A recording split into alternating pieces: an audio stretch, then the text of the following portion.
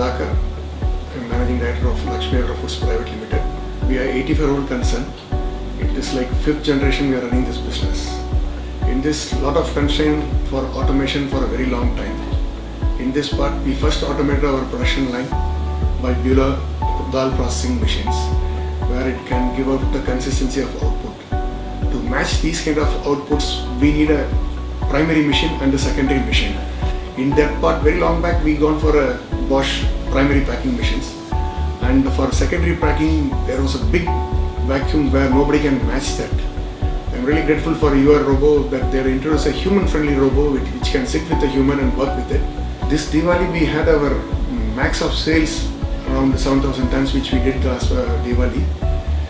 Without this robo, it couldn't happen because night shifts, it's very difficult to get lady staff accompanying in our factory. Not only in our factory, in the entire India, it is difficult to accompany lady staff in the night time. In this part, it is a great help from your side. It gives the consistency output where we can meet the supply demand chain exactly at the break-even.